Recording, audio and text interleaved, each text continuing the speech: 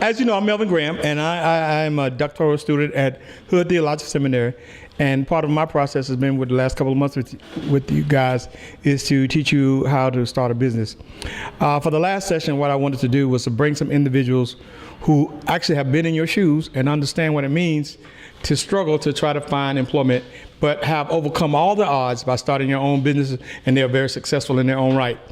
So what I'm going to do is I'm going to try to introduce them to you and tell you. I'm not going to tell you anything about them, but I'm going to try to tell you their names. First person, I got to cheat on you, Mr. Wilma. I hope you won't mind. Is this young, tall, handsome guy right here is my nephew. Also tonight we have with us Mr. DeShay Wilma. That's Mr. DeShay Wilma. And Andrianna Thompson. She's with us tonight. They're gonna share with you about their experiences and their successes as becoming entrepreneurs. So who would like to go first? Mr. Wilma. Mr. Wilma. Get over it. Okay, Mr. Wilma coming first. Give it some love.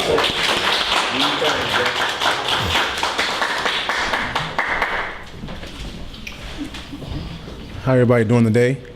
Good. Of course, my name is DeShay Wilma, and I want to share with you all a testimony. Basically, I'm gonna try to be short and brief as I can because I can talk. So I'm gonna do my very best to keep it short, and hopefully you all can gain some knowledge from this. Again, I've been through some things in my past, and I will say that no matter what, even the impossible is possible. I'll just say that, I don't want to get into a lot of spiritual things or religion with anyone, but I will just say, me personally, you have to have a spiritual connection in some way, regardless of what the spirituality may be. It's very important, And to me, first and foremost, I look at your personal relationship with God, and that connection is very important. I've got in trouble when I was 17, and I'll say for like 2 years, it was just like a constant, thing, in the lifestyle. You all probably y'all know what I'm saying. No matter what you've been through, what you've done, we all made mistakes.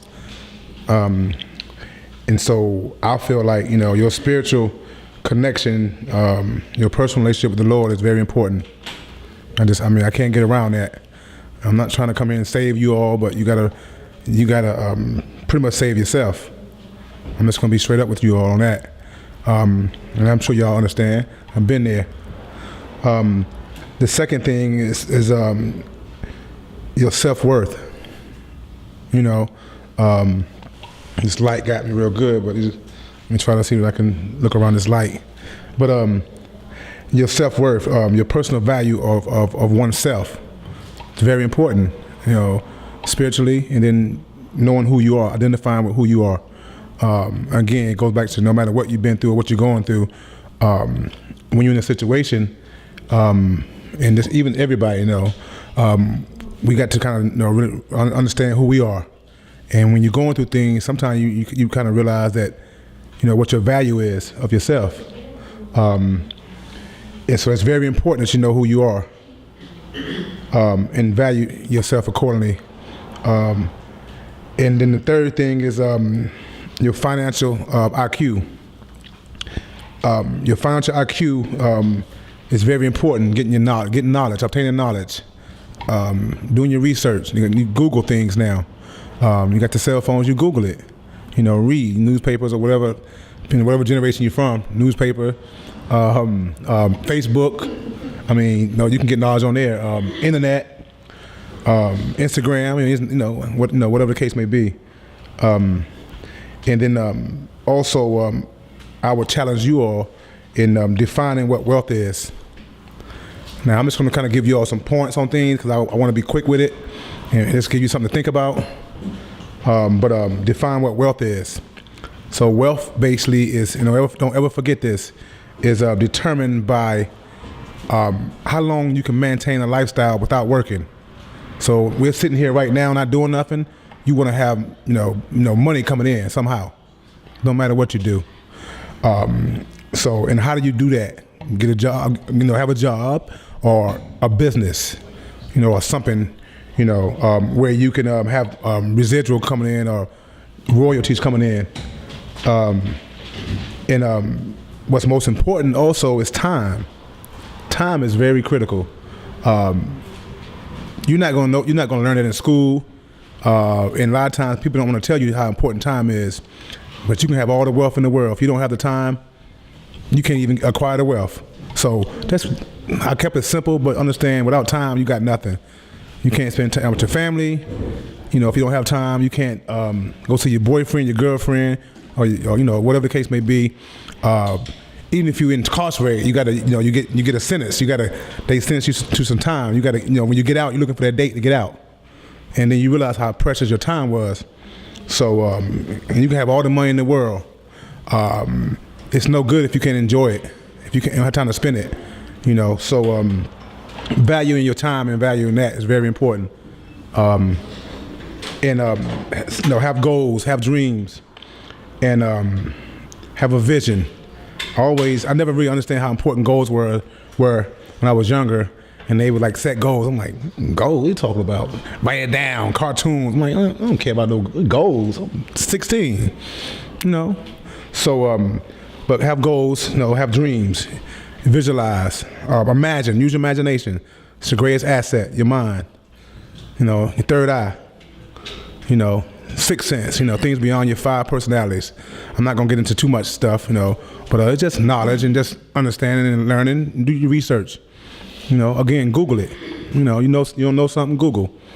I'm 44 and I use that to my advantage. I Google it. Talking to a kid and they say, well, this? I'm like, Google it. You got a smartphone, use it. iPhone, Google it. And then another important thing is giving back. I believe in that, helping others in whatever way you can. I'm here, and I'll just say a friend of mine, Mr. Graham's son, he and I went to school together, and we talked about, he had called me up and was like, DeShay. I'm like, what's up, man? He said, I don't know what made me think of you, but me and my father was talking, and I just feel like you fit the criteria. And he told me what it was, and I was like, that's perfect for me. I'm an entrepreneur. I've been there and done that. I did 11 years, 10 years, 8 months federal. I missed all my 20s. I was that guy. And I still, got out when I was 30 years old. I had, my life ahead of me. And I was determined to make it happen. To positive attitude. I chose to think positive. I chose to make a difference. And I'm still, trying to, make a difference. And I am not perfect. Again, I did 10 years and 8 months. I can't be perfect. I never drank, never smoked, but I sold. So, I'm an entrepreneur, as you can see. Still am. Just went the wrong route. So I didn't do my research because I would have never sold drugs. That was just crazy. But good money, but it ain't worth it. They give out too much time. And they gave me 352 months. And if you add that up, you can really continue. You gotta have a calculator because it's like months. I'm like, what's that? So if you all get a chance, add up 352 months and see what you get. But yeah, that's a lot of time, man. I mean, we ain't used to. And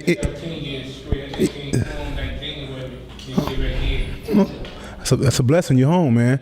And you got guys that got like 7 life sentences. I've been there with guys that like never coming home. So no matter what the situation is, we all been through something. I don't care if you do a day, or if they scare you straight. We all been through something. Just know your self-worth and value yourself. Know that anything is possible. And like I said, you got to give back. That's what we're here for. That's what God created. My other point is, what is a blessing? A blessing is a gift. You receive a blessing, and you must give back by sharing the knowledge and or by helping others. So I'm here. I'm giving back my time, my knowledge. It's not mine. It's just some knowledge I got that I obtained through my experiences, whatever the case may be, and I'm giving back. It costs me nothing. It costs me some time, and other things, and that's not the way to learn. But unfortunately, that's the way it is. And so what I'm doing is just trying to share that with you all, and just understand that anything, even the impossible, is possible. Now I'm gonna give you all a flip side to this. Like I said, I came home when I was 20. I was incarcerated when I was 20. By that time, I started getting in trouble at 17. Pretty intelligent, when I was younger. My generation. I'm not. I'm a little old school. So I learned from the older guys. Even to this day, I do. I have friends that's like 75, 80. I go to their house and pick their brain. Then I have the young guys too, because I look young, so I can kind of both, kind of fit in both, both areas of people. But and I'm still learning. I always thought I knew everything, but my close friend of mine always tell me, "You know everything." I really don't. I'm always learning. So she kind of keep me in place. But now I'm getting a little sidetrack again. Now I'm getting thrown off. But basically, what you want to do is, like I said, I did from 17 to like 19, kind of getting in trouble in Jacksonville, North Carolina, is where I grew up at. Come on, downtown, Court Street, yeah. But anyways, we ain't gonna get into that. Start thinking, man, catching some, But got in trouble, and I, first time they gave me 2 years, and then back then in the early 90s, late 80s, you do like a month per year. So for me, it should have been enough, but it wasn't. So I got 2 years and did 3 months, came home. Didn't get back involved in drugs again, because anybody in their right mind, you just ain't gonna go that route. But I wound up getting involved in it because I was in the same environment, and it kind of led me back into it. Then, got in trouble again, got 8 years, I did 9 months. And I never stayed out long at all. This all happened within like 2 years.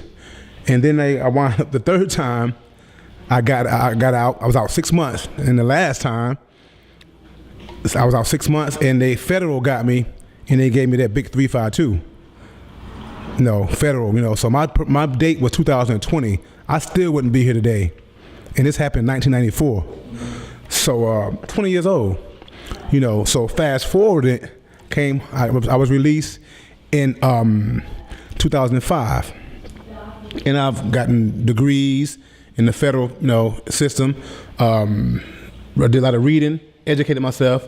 And to me, that was one of the greatest colleges in the country. Yale, Harvard has nothing in the federal penitentiary or the federal system, because I'm around people like ourselves, ministers, doctors, philanthropists, lawyers, NBA players. The Enron owner. The people that own Enron are the stockbrokers. So I'm reading this stuff, and I'm like, did y'all do this stuff?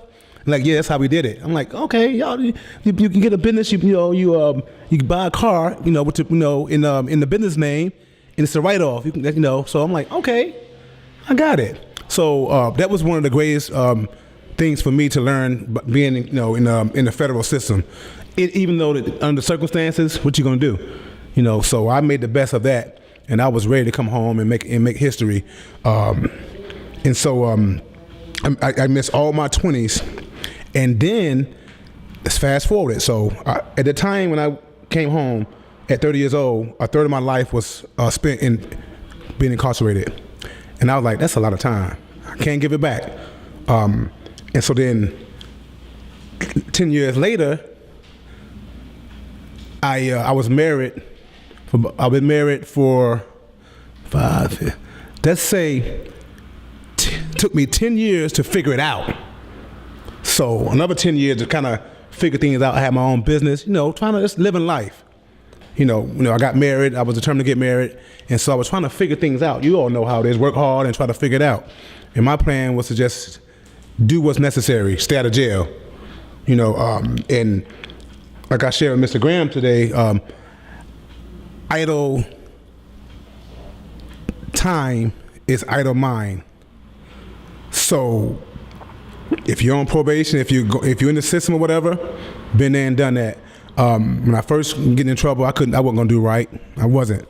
I was trying to find ways to be slick. So I just wasn't gonna do right. But last time I came home with the federal, they had me on house arrest, and I was able to get off of that, no problem, because my mind changed. I value myself, I value my freedom, and I was determined not to look back. It's easy, but your greatest challenge is going to be self.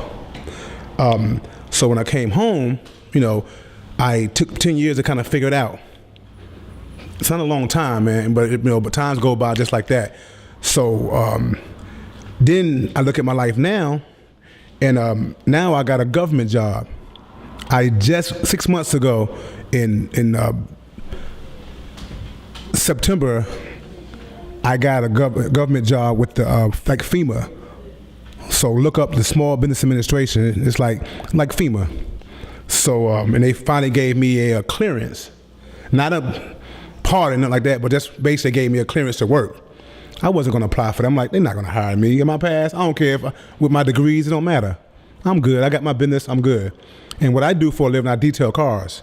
Just so you all know, I've been doing that. One of the things that I'm pretty good at, I'm pretty good at several things, but I'm focusing on that. Focus on one thing and just don't never give up. So I got this federal government job, and then just the other day they gave me a clearance, and they gave me allow me to actually, I have another position now. So I stepped up from the position I had 6 months ago to a different position. And I felt, free. I don't know what free is. I'm just gonna say it like them, keep it, but I can give you a joke, but I ain't gonna joke, not these days. But I just felt like, I just know anything is possible. And I've been there. I had like 11 pages. Trust me, I had 11 pages. So all I can tell you all to do is focus on God, and even the impossible is possible. And what's for you, can't nobody take it from you. So just look at it like that. When you're thinking about something, if you're trying to accomplish something or you're trying to pursue something, just and have someone that surround you that's positive, and just remember that whatever's for you, it's gonna be for you. And if it's not, it's still gonna be for you, something else. So, but you have to keep, moving forward, stay positively focused, and understand even the impossible is possible. I think I probably run out of time, but just believe in yourself. Believe in yourself and understand that it's a spiritual thing to me. That's all I can tell you. I don't care, even if it's the devil. It's that spiritual. Whatever you're gonna do, just be the best. Don't. There's no way around that. I believe in karma. I believe in you reap what you sow. You reap what you sow. I believe in those things. But I do know, I don't care who you are.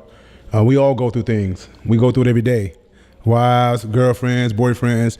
It's not easy. Just read, get your knowledge. Always seek knowledge. If you're able to help somebody, or someone's able to help you, just listen. Just listen to them. And maybe they can. It can help you in your life. But that's pretty much it. Thank you. All right. We're glad to have with us Andrianna Thompson tonight. Y'all give us some love. Everybody, how you doing? This is the first time I've probably been in front of a public audience or whatnot to speak. I'm Andrianna Thompson. I am an entrepreneur. I'm 34 years old. A little bit about my past. Of course, I've been incarcerated. I wouldn't be here if I hadn't been. But I had done 6 years of 7 felonies, different ranges, none that I'm never proud of. But just to give you a little history to know that it is possible to change your life. At 17, I did a number of things, was incarcerated. Didn't really get it together at first. Stayed going in and out of single cell, different charges adding up. Finally got it together, went to school, got my GED, got my college degree, got out. Thought I was ready to get out. Being that I was 17 when I went in, I was 23 when I got out. So I thought that I was prepared. I was doing work release, had a job. So I figured mentally, I didn't really become incarcerated because I always talked to the outside, so I felt like I was all right. it took me maybe 2 years to really understand that I was an adult, because I went in when I was 17. So parts of me grew up, but parts of you don't. Once you're incarcerated, it stops the growth to the point where you have to catch up. So once I did get out, God knows, only if I didn't have a support system, I would have gone back a few times. My mother, my partner, it was a motivation to where you go to get a job. Again, like I said, I had a degree, so I went and got jobs, and I had management positions. But once I got the job, started a weekly schedule, they would find my application, have to send it to Human Resources. Human Resources sends me a letter back saying, yo, your felonies are too extensive, there's no way we can keep you, I'm fired. Happened maybe 5 or 6 times to the point where I'm like, you know what, I may as well just turn around and go back to doing what I was doing in the beginning, because at least it worked. So, you know, you break down, and spiritually, like you said, you have to have that spiritual, that connection. So of course you pray, and I got a praying mother. So I would talk to her, and she had to help change my mindset. So I guess my biggest thing for you to know when you get out, it's hard. No matter what they tell you there's places to go to get help. You can't get a job, you can't get a place to stay, and you almost can't get a car. You don't have no credit, you've been gone for so long. So it's not as easy as they tell you. So again, back to the mindset change. Tried everything, getting jobs, getting careers, try to build myself, go to school. None of it worked. They judged me from the time I walked in the door. For one, of course, my appearance. They assume that I'm a lesbian, which I'm proud of it. But then that's not something that's accepted. So that's a way that you understand that there's a lot of discriminations, whether you're black, you're a felon, you're white, you're a felon, you're gay, you're, you know, whatever it is, there's a lot against you. So you already have to go through all of that. So then the mindset changed. When my mother let me know, you know, as many jobs as you try to get, they're gonna tell you you can't do this, you can't work for them, and you can't do this, but what they don't tell you is that you can own anything that you want. Now, it may take you some time, it may take you some paperwork, and it may take you, you know, some sacrificing, but if it's a business, it should be something that you're willing to sacrifice. You're willing to dedicate your whole and your all to, because it's you. Your business represents you, you represent your business. My businesses, say at first, we have a real estate properties. We have 9 real estate properties, rental properties.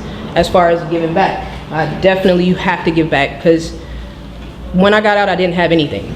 And if it wasn't for the church group, it wasn't for my mother, it wasn't for friends, I didn't have a place to go, a place to get clothes for a job interview, a place to talk to somebody to understand what I needed. I didn't know what I needed, because I had been in prison since I was 17 years old, so I was still a child. So I vowed to myself, once I got to a position where I can help other people, there it is. Now, during that, you find that there are still cons, there are still crooks that look for people like you, people that are trying to change your life and trying to help people. When I go through situations every day, I'm going through a property situation now where I'm having to evict someone that we tried to help because they had children and they were needing help. But of course, they ended up being someone that was trying to con me into a situation. So that comes, you deal with it, you keep it moving, but you don't change what you've become or how you change your progress, because the devil is out there, and he's definitely going to try to get you to go backwards. The system is pretty much designed for you to go backwards. I just am not one of those that believe what you tell me. I got to do it on my own, figure it out. Like I said, back to, because I'm like him, I'll keep rambling and get off track. Businesses wise, like I said, we have the rental properties, which that comes with a little bit of legal guidance, but nothing that you cannot look up on your own. I did not have a lawyer to talk to. I did not have someone in the business to help me with the business. God put me in a place at the right time to get what I needed. And I say that by saying the guys that own the property that we purchased, they were doing work. I applied my work because I do construction, landscaping, whatever. They seen my work ethic, and I worked for these people for a matter of time, maybe a year or two. They seen that I was growing. They knew my situation, and they were trying to help me. So I stayed my same path, doing good, being positive, working, and they saw that. Because they saw that, they in return gave me an opportunity. It's hard to get an opportunity, but always know someone's watching you. No matter what you're doing, where you are, somebody's always watching you. If you stay doing what you're supposed to be doing, you're gonna find that person that's gonna see what you're doing and give you that opportunity to show you who you are. Your appearance is key. How you talk to people, how you represent yourself. Like, yeah, I went through a stage of, well, if you can't accept me for how I am, I don't wanna work for you. But at the same time, they got theirs. You're trying to get yours. So sometimes you have to humble yourself, bring it down, tone it down a little bit, and just kind of go with what's necessary. It doesn't mean you have to degrade yourself or have to change who you are, but you don't have to say, hey, yo, what's up every time you open your mouth. You can say, hello, how are you doing? You know what I mean? It's the same thing. It's just sometimes you got to do a little bit of changing, and changing is good. Apparently, we've all done some things and it didn't work out, so we might need to be changing some things.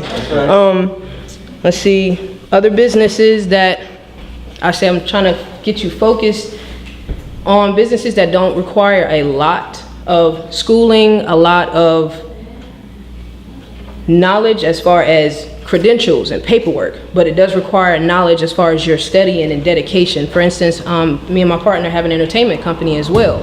I'm a DJ, I'm a producer, I make music, but I still have a day job. You know what I'm saying? Because those are still hustles, there's still ways to get yourself going, and they don't require a lot of overhead. Overhead of people that you have to pay to keep your business open. For instance, landscaping, or like you said, the car detailing. Those are things that you require your equipment. You still have to do your research because there are laws, there are regulations and rules for every kind of business. And that's another thing, go to school. People tell you go to school, it's free. There's classes at community colleges that are small business classes. We have taken them to help apply what we already knew. Because yeah, I have a college degree, but times change, and so do laws, and so do different rules and regulations. So you have to keep yourself up, because if you don't, they don't tell you. And if you get into a business and you didn't do your research and your history, and they find out that you're doing something you don't even know you're doing wrong, they're not gonna say, oh, well, we understand you didn't understand. They're gonna tell you, we don't care, you didn't understand, you should have known. And now you're fined, you're penalized, you may even lose your business. So it's a lot that I can just hit on. I'm like him, trying not to keep going. Opportunities, business, carry yourself in a way that you want to be accepted, regardless of what your past is. No one knows what you've done until you open your mouth and tell them, unless they Google you, which that is a situation that's possible. But you come into the door with the confidence or the ability to make them believe in you, because you need to believe in yourself. So if you believe in yourself and you present what you believe in, they're going to accept that. For the most part. You still have some that don't. They're going to give you a hard time, but at the same time, nothing that you really want in life is free and easy. You know what I mean? So you got to work hard. And when it comes to sacrificing, if it's your business, that's your life, and that's what you're going to want to put your all into, no matter if it's babysitting or building houses or cooking food. Whatever it is, if it's your passion, it's your heart, you put your all into it. You do research, you study, and you believe in it. I guess I'm kind of running fast because I seen our time getting close. I think I did say appearance and presentation is key. The way you represent yourself, the way you speak to people. I think I'm kind of running off air right now, but if any questions or anything that I've said that you may want to comment about or anything like that. So you have 3 businesses or 2? Whew, I'm gonna be honest with you. We have the rental properties. I'm a DJ. We have exotic dancers for nighttime parties. We do catering on the side. We had a transport service going, landscaping. You name it, I put myself into it because I try to keep an idle mind from going crazy by continuing to just try things until I figured out what was my niche, which truthfully I still haven't figured it out because I really like to do everything. And so therefore I do it, you know what I mean? But at the same time, it's easier to just stick to a few things or 1 or 2 things just to give your 100% instead of 10% into 100 different things and never completing anything. Something else I've learned over the years of trying to do everything, but that's about it. How did you get into real estate? I've always wanted to be in real estate. My mother did real estate when we first moved to North Carolina. I looked at the fact that I couldn't get my own place when I first got out because of my record, and I realized that it's a lot of people that can't get their own place because of their past. So I wanted to sort of give back to the community at the same time, so we purchased low-income housing. Okay. So that way I could change the rules on you having to give you 3 months rent and security and this and that, and you don't even have that, especially when you first getting out. Absolutely. You don't have any of that. So we try to go about it to help people, so that was a way for us to get in. But God put me in the right place at the right time, meeting people that had properties and they seen my work and they allowed me to get the opportunity. But that's what started it. I got a question for you. Yes. I got a question for you because I want everybody to hear, what she has to say. I didn't have that much time, so I don't get into a lot of things about myself because it's not as important. You know, I'll be on there all day. But something she said that's very important, and I'll just touch on it as far as having multiple streams of income. I didn't get into that at that time. I'm gonna piggyback with her on that. I want to get into real estate. I just haven't had time yet, so I'm just focusing on one thing. Now I do have more than one thing that I focus on, but real estate is something that I always want to do, and I'm going to do it. Hopefully in the next year or so. Dilapidated homes, rentals. I have the knowledge already, and done a lot of, I have a lot of time to get the knowledge. So the key is, is getting knowledge. But not necessarily school, but because school is institutions. It's good to have that, but you all know we can have degrees and don't even use it. Or that's not the field that we actually majored in. We somewhere else. So don't get discouraged if you don't go to college. College ain't for everybody. But what's most important is obtain the knowledge. But real estate is something I want to do, something I'm going to do. We won't talk with you about that. I do have a lot of knowledge on it, but I have a little experience too with my job. But prior to that, I always want to get my hand, to do it like you. All you need is the internet. Yeah, People tell you got to go to school. I have not gone to school for anything other than business. That's the only degree that I have right now is in business management. Every field that I have entered myself into is because I self-educated myself. Because one thing that they can't stop you from doing is learning. They can tell you can't do this, they can't do that, but they have to give you the knowledge, whether you take it or not, it's up to you. So if you go online right now and you look up how to become a real estate agent, there you're gonna have a lot of issues with, you have to have this amount of hours and this amount of people you gotta do and this and the third. But go past that. Don't look just at that small bracket. Instead of looking on how to be a real estate agent, how do you buy a house? How do you buy a house and rent it out yourself? Because that's what we did. I didn't go to school to become a real estate agent first. We found the property, we purchased the property, and we went and go, looking up the rules on how to create your own leases, and we do all of that because the knowledge is there for you to get. You just gotta get it. So don't ever think that you have to do it a certain way. There's so many ways to do everything. Whatever works for you is what works. Just try it, and if it don't work, try something else until you figure it out. And then what you said also was very important.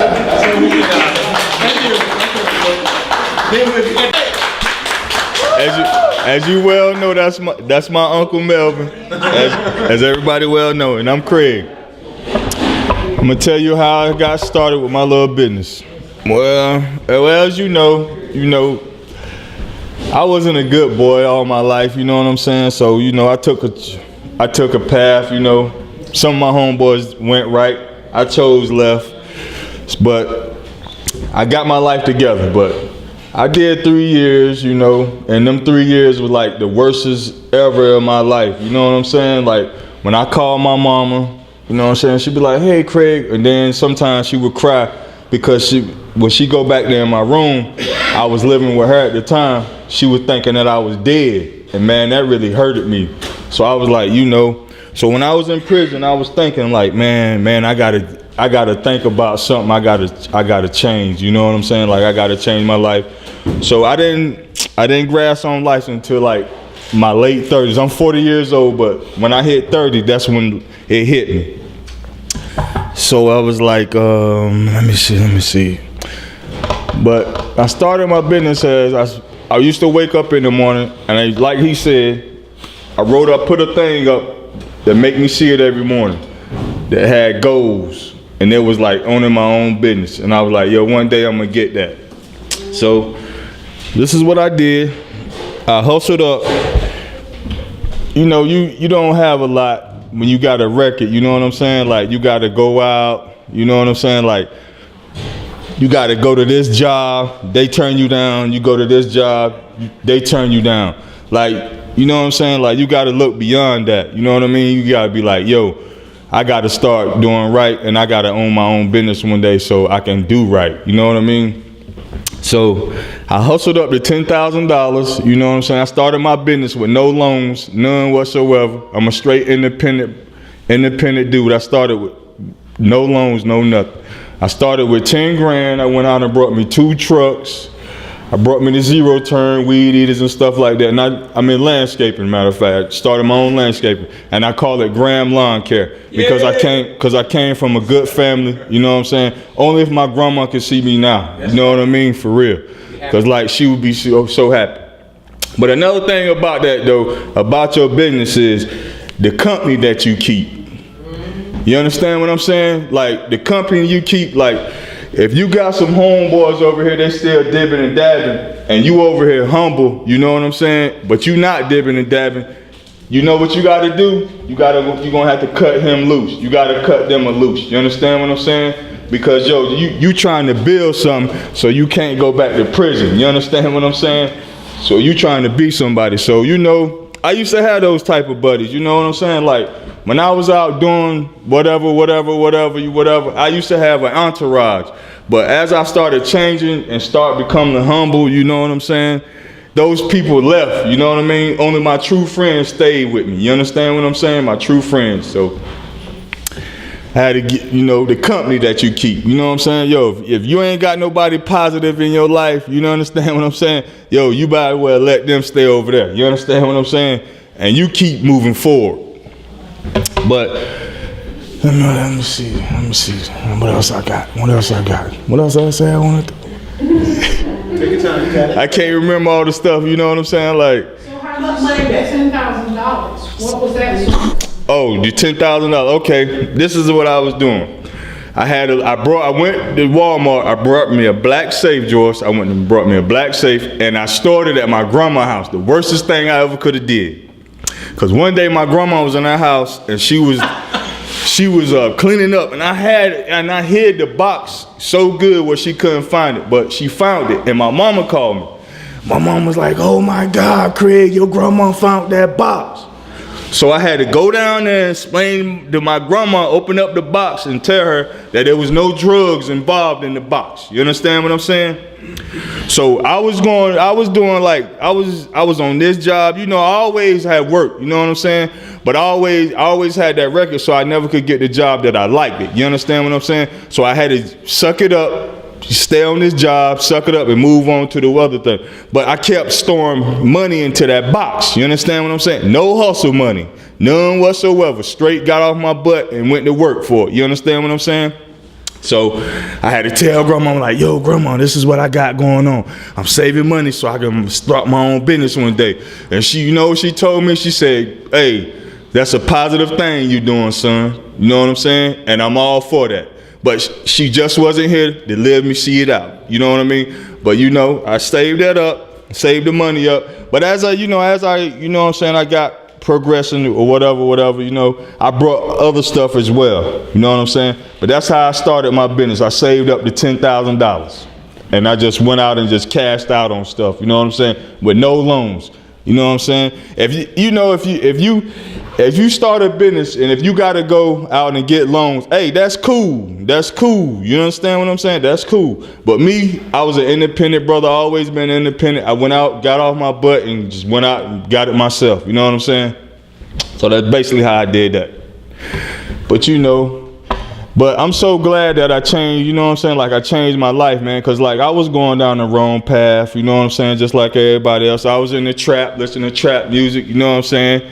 And I used to tote a gun around on my hip, 357, not carrying around, you know what I'm saying? I just didn't care, man. In your 20s, you really don't care, you know what I'm saying?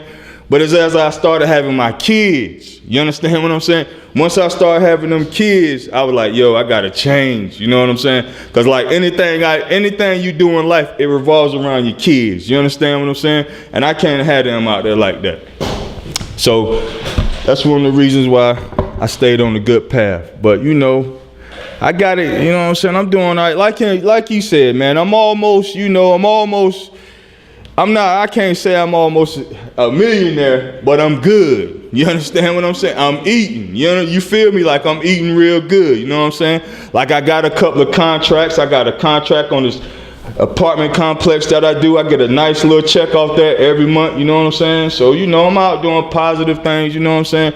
Then my homeboys, they always see me like, yo, Craig, man, you doing good with your life now. You know what I'm saying? Yeah, I am. You know, I'm not with that, you know what I'm saying, going to the block, you know what I'm saying, Cause anything I ever did, like I wasn't no, when I was out there selling drugs, you know what I'm saying? Like I don't share this part of my life with nobody. But when I was out selling dope or whatever, I was no small time pup. You understand what I'm saying? Like anything I ever have did in life, I always wanted to be the boss. I never wanted to be the worker. You understand what I'm saying?